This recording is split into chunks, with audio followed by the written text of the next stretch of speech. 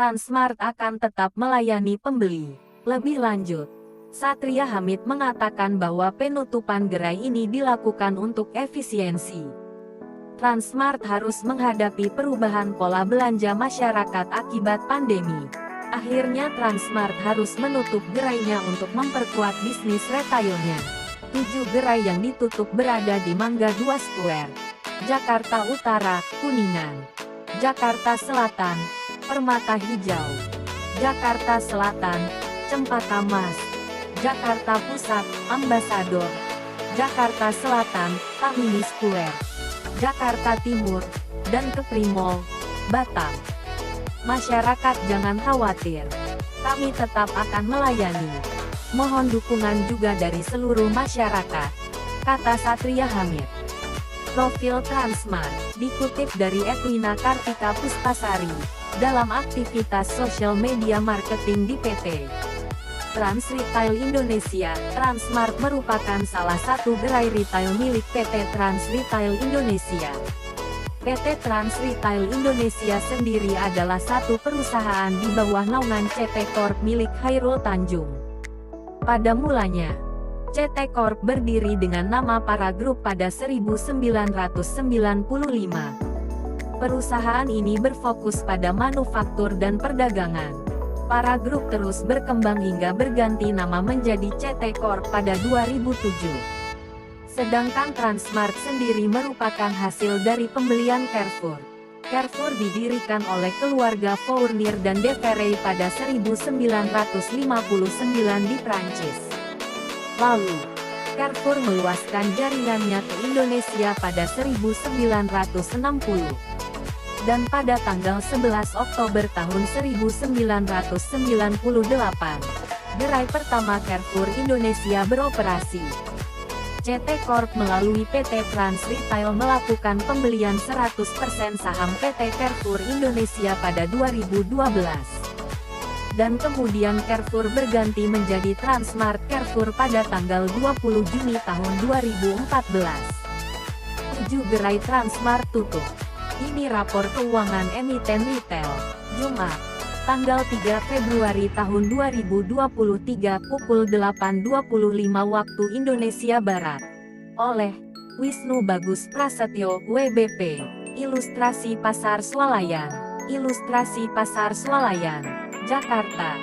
Berita1.com. Sebanyak 7 gerai hipermarket PT Trans Retail Indonesia atau Transmart milik pengusaha Khairul Tanjung tutup permanen karena sepi pengunjung. Manajemen menilai penutupan tersebut merupakan langkah efisiensi agar bisnis Transmart bisa melangkah lebih baik ke depan. Terpuruknya Transmart juga sejalan dengan laporan keuangan sejumlah emiten retail yang kurang memuaskan. 7 gerai Transmart tutup secara bertahap selama masa pandemi COVID-19 karena dinilai sudah tidak punya peluang untuk bertumbuh. Namun, Transmart masih memiliki 95 gerai lain yang tetap eksis di berbagai wilayah di Indonesia. Diketahui, Transmart tutup 7 gerai secara permanen di Mangga 2 Square, Jakarta Utara, Transmart ITC Kuningan, Jakarta Selatan, Transmart ITC Permata Hijau, Jakarta Selatan, Transmart ITC Cempaka Mas, Jakarta Pusat, Transmart Mall Ambasador, Jakarta Selatan, Transmart Tamimi Square, Jakarta Timur, dan Transmart Kepri Mall, Batam. Lalu bagaimana rapor kinerja keuangan perusahaan tercatat emiten di Bursa Efek Indonesia, BI, subsektor supermarket dan convenience store? 1. PT Sumber Alvaria Trijaya Terbuka AMRT, emiten pengelola jaringan retail Alfamart.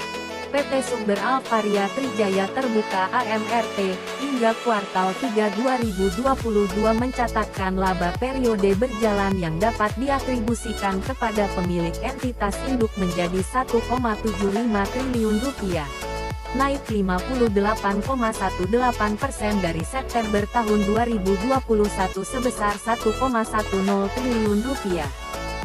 Sementara pendapatan bersih mencapai Rp72,13 triliun hingga kuartal 3 2022. naik 14,91% dibandingkan Januari. September tahun 2021 sebesar Rp63,17 triliun. Lonjakan pendapatan AMRT diikuti beban pokok pendapatan menjadi Rp57,32 triliun, naik 14,14% dari Rp50,22 triliun pada kuartal 3 2021. Laba kotor naik sebesar 15,37% YoY menjadi Rp14,81 triliun dan laba usaha naik 36,80% YoY menjadi Rp2,33 triliun. 2. PT Hero Supermarket Terbuka Hero. PT Hero Supermarket Terbuka Hero membukukan pendapatan Rp3,2 triliun hingga kuartal 2 2022 atau tumbuh 31% dibandingkan periode yang sama sebelumnya Rp2,4 triliun. Namun Hero masih merugi Rp85 miliar. Namun rugi bersih ini membaik dibanding kuartal 3 2021 dengan rugi bersih Rp747 miliar. Hero membukukan beban pokok pendapatan Rp1,89 triliun naik dari sebelumnya Rp1,49 triliun. Dengan demikian laba kotor yang dibukukan sebesar Rp1,33 triliun di kuartal 3 2022. Beban usaha turun 8,45% menjadi Rp1,35 triliun. Kemudian biaya keuangan yang dibukukan sebesar Rp282 miliar. Hero membukukan total aset mencapai Rp6,7 triliun. Jumlah ini naik tipis dari Rp6,2 triliun di kuartal 3 2021. 3. PT Supra Boga Lestari Terbuka, Rang. PT Supra Boga Lestari Terbuka, Rang, pada 9 bulan pertama 2022 mencatat rugi periode berjalan yang diatribusikan kepada pemilik entitas induk tercatat Rp59,93 miliar. Padahal pada September tahun 2022 masih mencatat laba sebesar Rp26,32 miliar. Sementara pendapatan bersih Rp2,19 triliun naik 0,77% dibandingkan periode yang sama tahun lalu Rp2,18 triliun. Beban pokok naik menjadi Rp1,7 triliun dari Rp1,67 triliun pada September tahun 2021. Sehingga perseroan mengantongi laba bruto Rp493,53 miliar, turun 4,22% dibandingkan periode yang sama tahun lalu Rp515,28 miliar. Perusahaan yang dimiliki PT Global Digital Niaga Terbuka, Beli atau Blibli ini mencatatkan beban penjualan Rp388,22 miliar.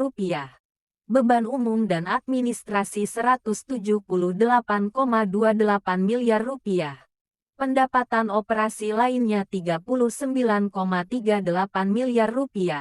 Beban keuangan Rp29,18 miliar. Pendapatan bunga Rp951,83 juta. Dan bagian atas laba bersih entitas asosiasi Rp925,88 juta. Aset per September tahun 2022 sebesar Rp1,34 triliun, turun dari Rp1,51 triliun pada Desember tahun 2022. Liabilitas turun menjadi Rp895,46 miliar dari Rp1 triliun pada Desember tahun 2022. Sementara ekuitas turun menjadi Rp447 miliar dibanding posisi Desember tahun 2021 sebesar Rp507,06 miliar.